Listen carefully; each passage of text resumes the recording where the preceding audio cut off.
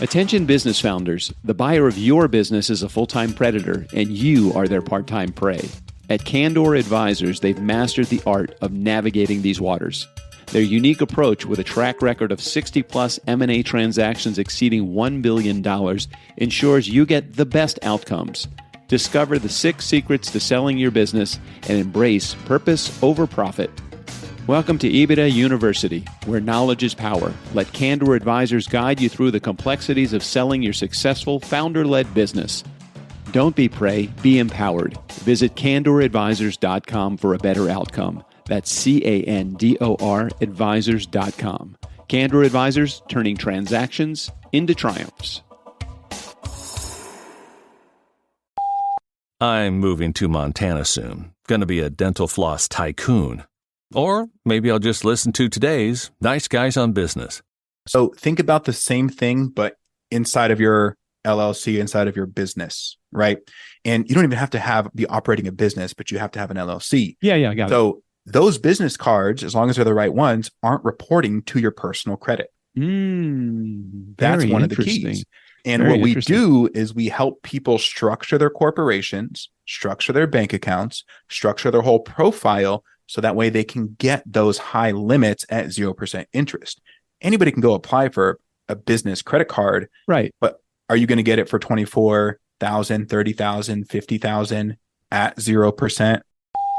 Well, off the top of my head, I'd say you're looking at a Boski, a Jim Brown, a Miss Daisy, 2 Jethros, and a Leon Spinks, not to mention the biggest Ella Fitzgerald ever. And of course, you'll need the Nice Guys on Business. Go from where you are now to where you could be. Get expert tips to grow your business, to be more productive and more efficient, whether you're trying to build influence, grow your community, or make it rain. Best-selling author of Nice Guys Finish First, Doug Sandler, can lead the way. The Nice Guys on Business is produced by TurnKey Podcast Productions. Now, here's your host, Doug Sandler. All right, Nice Guy community, welcome back to another episode of the Nice Guys on Business. So today, Air Force veteran turned business owner, expert in finance and real estate investments, Cameron Guyett. He knows the journey of trial and error, sometimes more error than trial. He knows the failure to success, sometimes more failure than success as well. And oftentimes success enters the equation too. He brings all that to the table today. Cameron, I'm excited to talk about dollars, cents, real estate, money, financing, all the things dollar related. Everybody hates that subject of money. They love money. They just never want to talk about it. So I'm glad you're here today. Welcome to the Nice Guys.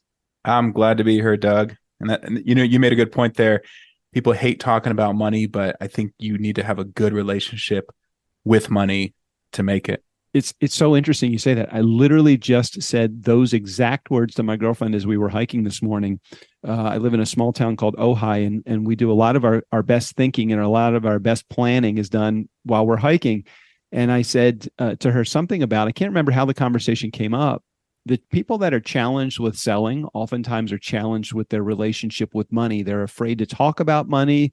It's not a subject that they talked about as a kid with their father or their mother. Was that where you, because I know you're in the money business. So did you have a good relationship with money growing up, or was it a challenged and wrought with challenge, as you were growing up? I think growing up, I was good at saving money, but I was never really taught how to spend money.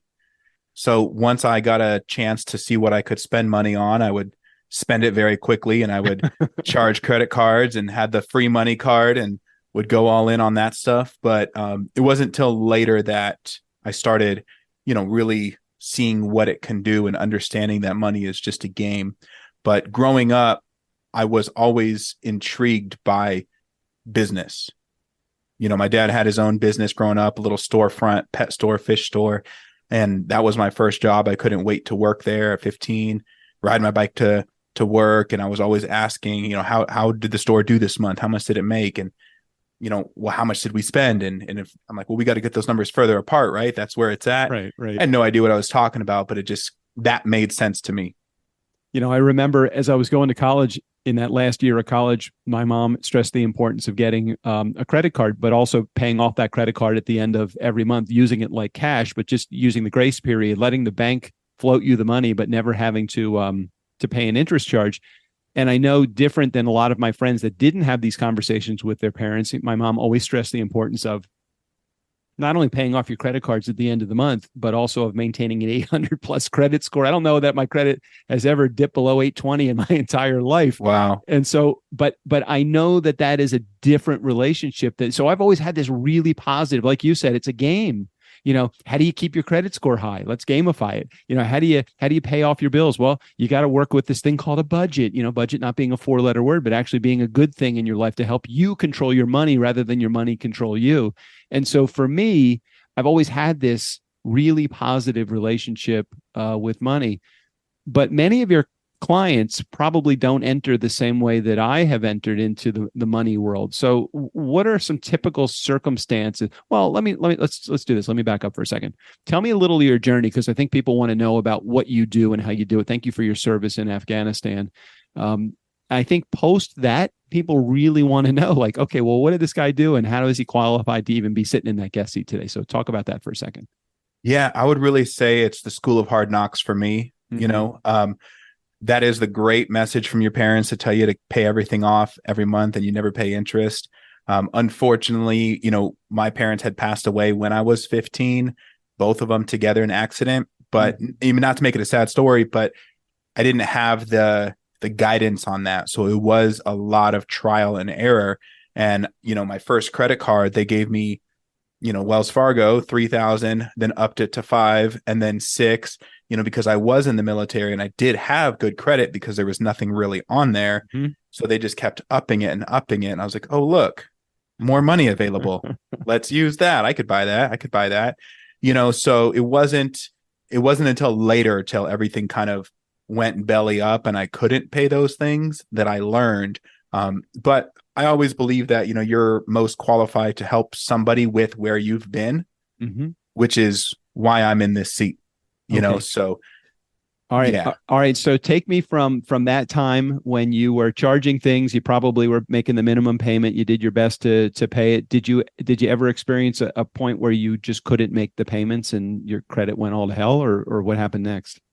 Yeah, that was probably around business venture number 2. Okay. The first one was real estate, post-military. I knew I wanted to get out. I wanted to do real estate. I saw everybody making a bunch of money. I think I saw some Dean Graziosi ads back when it was a telemarketing, and you buy the book and then they upsell you the course. So I did that for wholesaling. Tried my hand at that. Ended up successfully flipping a house in LA. But it was also, 2011. So really anybody that bought any kind of real estate had a really good chance of being successful. So that did work out. Had a couple rental properties in the Midwest. Ended up going back to work, had a job, for the next few years after that, just because I did the flip myself and I realized I wasn't a construction worker. Yeah. Anybody that's done a flip, you in the beginning, it's you. You're the handyman, the contractor, you're the everything. Financier, Yep. You're everything. Everything. So, I'm scraping paint, cutting, walls and drywall. And I was able to do it, but I was like, okay, this isn't my path. So every time that I needed to reset, I went back to work. I got a job. Because my skill set is in sales, I was always able to get a job. They'll always hire somebody in sales. And I love working for commission. When you can have the ability to sell and that is a learnable skill, mm-hmm. you never go broke. Yep. So I always had that if I needed it to go back and sell. Later, before my downfall, I got into a financial services company, essentially selling, life insurance and a few other things along that path. And I had some good success in the beginning, but then, it kind of dried out. Now we're pushing towards 2019, 2020.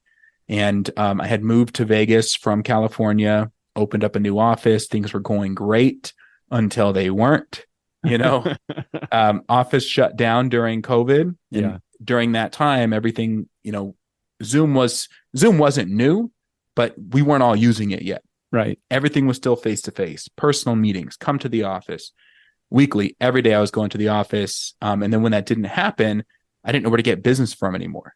I wasn't really in the online space as much as heavily. So money went down fast. Okay. So take me through the failure, and then what brought you back up again?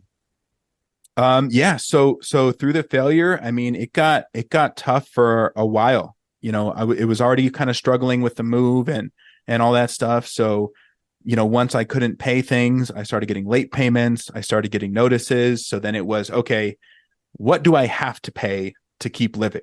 My phone, my car, that's what I got to pay to keep living. So pretty much let the credit card go, let everything else go. I had some personal loans, lines of credit, all kinds of stuff from before. All that just went to hell in a handbasket.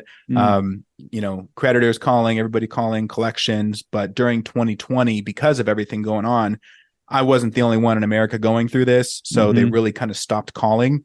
So I was like, oh, okay, well, they're not calling. Guess they don't want it anymore. I ended up did getting a car repossessed. So everything was just bad. And at that point, I was like, okay, this business isn't working.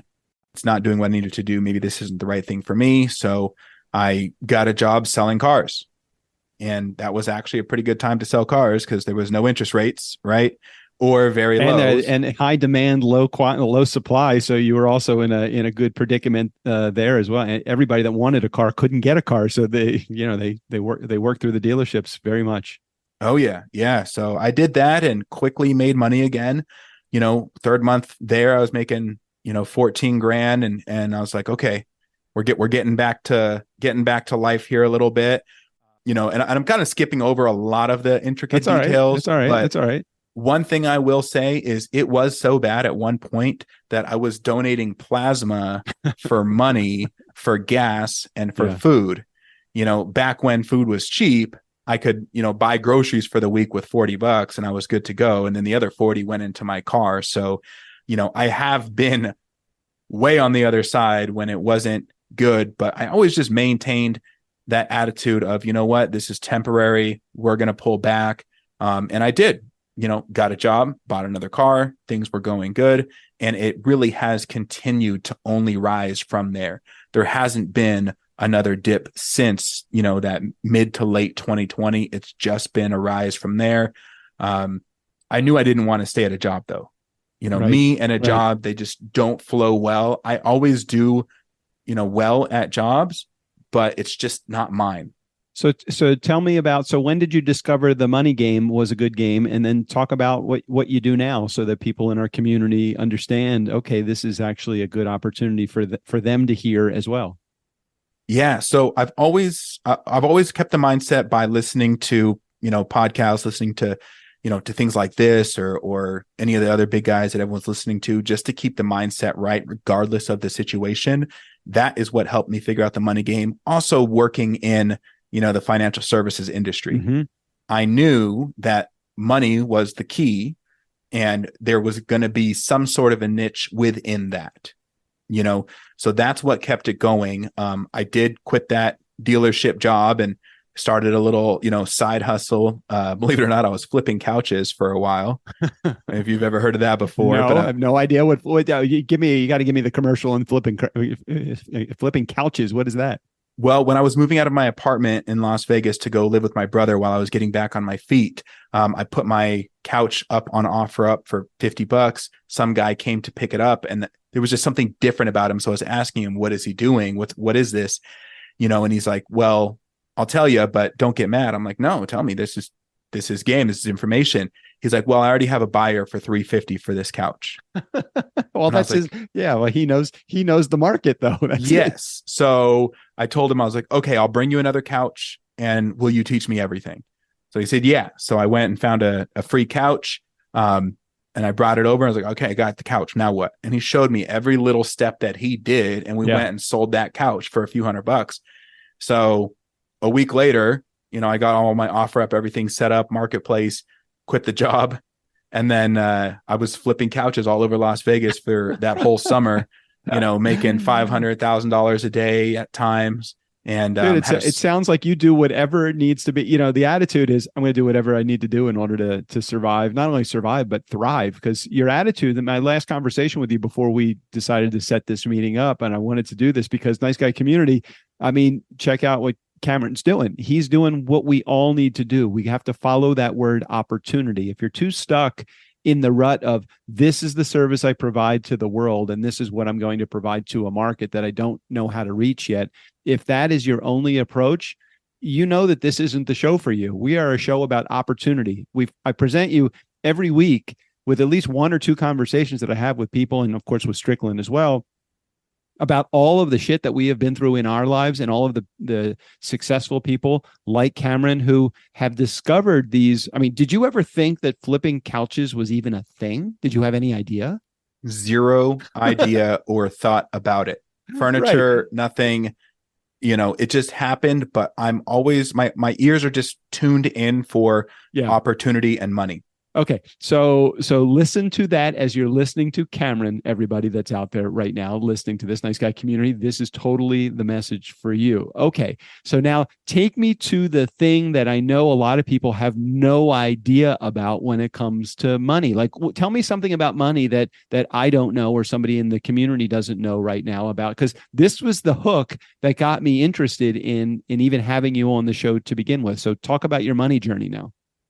Yeah, so I'll fast forward over the next couple of years.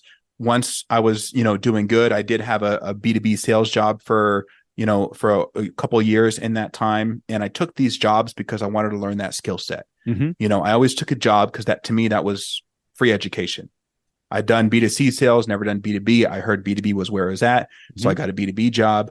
And then once, that was going well, it was past six figures again, I needed to get my credit fixed. Right. So this was the turning point into what I'm doing now.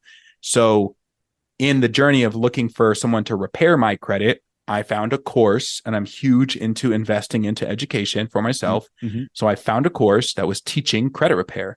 So I bought the course, learned the course. During that time, I said I should start a credit repair business. So fast forward. Cameron's like the guy that gets married and then wants to all of a sudden be a wedding planner. It's funny you said that. I met my wife during that whole 2020 rise, and we got married a year later. And during that time, I was asking them, I was like, hey, how much do you guys, you're turning how many weddings a month? Right. How much is the profit? Everybody's getting fucking married. It's like, okay, I can do this because all I got to do is find brides and grooms that need help. Yes. I live in Las Vegas. I'm in the wedding capital of the world. Right. And for the next few months, we were looking at locations. No doubt. Okay, yes. Sorry. I went down the same. I am like that guy for you. It's like, I love food. Why shouldn't I be a chef? It's like, I have a mortgage. Maybe I should be a mortgage broker. I don't know. Okay, so sorry, didn't mean to get you off track there. So take me down the money path now. Keep going. I've looked at all of it. So I found through the credit journey that there was something out there called 0% interest funding. When you're in the credit space, this just kind of happens by osmosis. Okay. A lot of people are talking about it. So I wanted to know that. And then my business partner, I have the same business partner from, most of my ventures. He actually had the better credit because I was still fixing and building mine. So he was able to get, the business cards. That is what was able to launch our business. And again, remember I said I'm very big into investing into things to learn. Other people have the knowledge and the information. Paying for it just shortens the time frame. Right. Yes, right. Everything's on Google, sure, but are you looking for the right thing? And it's all over the place. This was condensed. So I paid somebody to mentor and teach me all about funding and how that works. And then now that evolved into our funding business, where essentially we are selling money. If somebody has the criteria to qualify for it, they can get anywhere from 50 to 150 to 250 of 0% interest business funding in the form of business credit cards. Okay, so business funding in the form of business credit cards. Does that mean that there is an interest rate attached when you actually take some of the money from that card? So somebody says, "Hey, I can get a business credit card for $50,000. It didn't cost me any money to get that 50 grand, but it cost me when I use the money, then I'm paying a fee." Is that what we're talking about? Or are we talking about something different? Halfway. So those cards, they all start with introductory rates, the right ones. Right. Of course. There's the right ones. And that intro rate is anywhere from 12 to 18, sometimes 24 months. So there is 0% Got interest it. on Got that it. money. And 100% agree with you. And we've had plenty of those cards. As a matter of fact, anytime I make a big purchase, whether it's personally or professionally, that's always, I don't go to my existing credit cards, which have a, 18 to 29% or even more percent annual percentage rate. I go for a new card where I potentially can get an extension of, I make a $20,000 purchase of a sofa and an armoire and some other furniture for the house, but they give you 20. As a matter of fact, I'm on the tail end of one right now. We bought it, I think Bob's Furniture or one of the places. They offered 21 months of interest-free credit. I'm like, why wouldn't I take that? Why would I ever put that on my own credit card? Why not do it through through somebody that's fronting the money for me? And it sounds like it's very similar, with the exception of maybe not to buy furniture, but to buy business things. That sounds like that's what you're doing or helping your clients do. Yeah. And I know the furniture game. So I could show you some ways. All right. I'm sure. And a lot of these, the more that you do it and the better you are at paying those on time using their rules, the more opportunity you have to do, because your credit score gets better when you pay it on time. And they're banking on the people actually not paying it by the end of the 21 months so that they can then charge 35% all the way back to square one on the money that you borrowed, right? Yeah. And if I could touch on that. Yeah. So think about the same thing, but inside of your LLC, inside of your business, right? And you don't even have to be operating a business, but you have to have an LLC. Yeah, got it. So those business cards, as long as they're the right ones, aren't reporting to your personal credit. That's one of the keys. And what we do is we help people structure their corporations, structure their bank accounts, structure their whole profile, so that way they can get those high limits at 0% interest. Anybody can go apply for a business credit card, right? But are you going to get it for 24,000, 30,000, 50,000 at 0%? Got it. Okay. Yeah. All right. So the service that Cameron and his partner are offering is to not only help you establish or get the non-interest bearing funding, but they're also going to do the other aspects of it too, the setting up, helping your client set up the LLC and that kind of stuff too. Absolutely. So everything's in the form of consultation.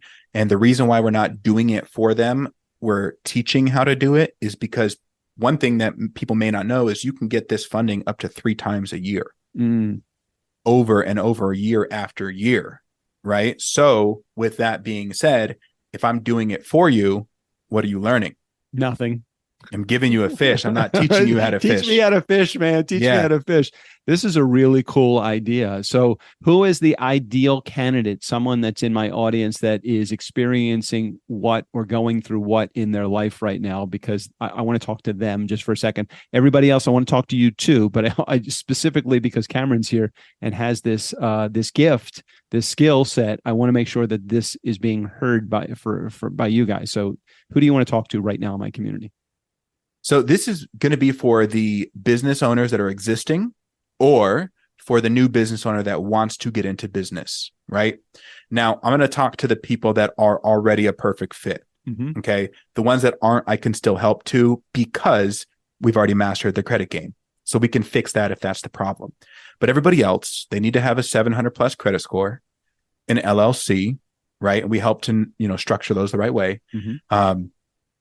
High limits on the personal side. Mm-hmm. So high credit limits on the personal side helps, because that we get you a 3x multiple of what you already have. If you only have a $2,000 credit card, you're not our ideal client. We can't really help with that. You need to have higher limits, 15K minimum. Right. You have those things with low utilization, we can get you funded. Awesome. This sounds like a really interesting plan for those in our community that are tired of paying 25 and 30% on your credit card. If it's a business credit card and you're paying that, or if you're, up against that on your personal side too, let Cameron and his partner go to work for you and see what they have to share with you. What's the best way for somebody to connect with you, Cameron, so they can find out more information about this? I put a lot of content out on my Instagram.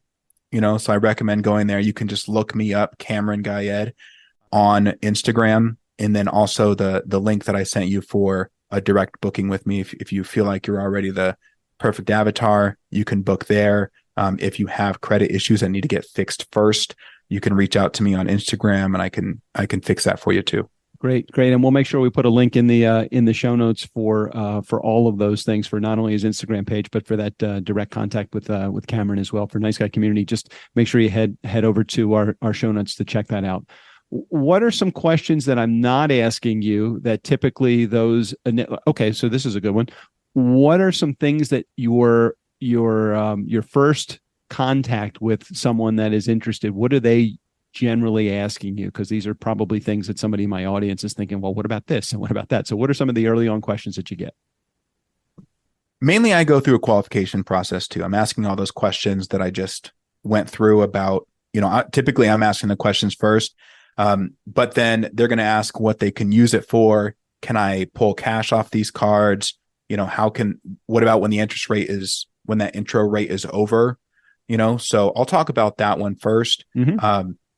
When that interest rate is over, if you do nothing, you will then all of a sudden have, either 18 to 24, 30% interest on that card. Yep. The reason why we teach funding is so you can do it yourself next time. What they don't know is that at the end of that intro rate, you can get funding again on your own because we've taught you, and you can actually do a 0% balance transfer onto a new set of cards. Mm. So you can continue on that 0% interest for another year and a half or year or whatever the program just is for at those, the time. I just want to provide a caveat just for a second. Playing the credit skipping game is sometimes a challenge, and you just want to make sure that if you do that, you're doing that responsibly, and you're doing that with a perspective of understanding. If you just continue to do that, you're going to just keep amassing debt. So you don't want to do that. You want to follow the program that Cameron and his partners have set up so that you don't get yourself into a credit jam on the tail end of that. Sorry, I didn't mean to cannibalize anything that we just accomplished that was good, but I also want to set the caveat for them out there too, to play that, I don't know, you hopscotch game or whatever it is. Yeah. You take your 20 grand at the end of the interest rate, you flip it to another card and you got the 20 grand too. And hey, I got all this new money too that I can access. That gets people in trouble. You just want to make sure that you handle this. You can drink and you can gamble. Just gamble and drink responsibly, correct? 100%. I would recommend them to refer back to the beginning of the conversation about what I did to get myself in trouble, right? To learn not to do that. And the idea is, if you're getting the money, know what you are going to do with it. Right. If you don't have a clear goal, if you're just getting it to getting it, we're probably not going to help you at that time because you need to know what it's for. Right. Some people have gotten these credit cards and then just sat on them through the whole 0% time because they just didn't know what they were doing or what they wanted to do. If you have access to 0% capital, you should be scaling your business, and that 50 grand or that 100 grand should at least make you a 3 times return of what it was. So you should easily be able to pay back that money at the end of that, term, and then do it again. Awesome. Well, thank you for sharing your expertise with our community today. I'm excited to hear some positive feedback from our community. For those in our community that want more information about what Cameron does, just head over to the show notes. You can find out his Instagram page and also his direct contact page to get to his website as well. Cameron, thanks for sharing your expertise on the show today. Thanks for being here. Absolutely. Thanks, Doug. I had a blast. Nice Guy community, never underestimate the power of nice. Never underestimate the power of a good 700 plus credit score either. Special thanks to Cameron. All of his information will be right there in the show notes. Steve O'Brien, go ahead and take us out of here. For the Nice Guys on Business, I'm Steve O'Brien. Fill up your week with the Nice Guys. Well, there's always money in the banana stand.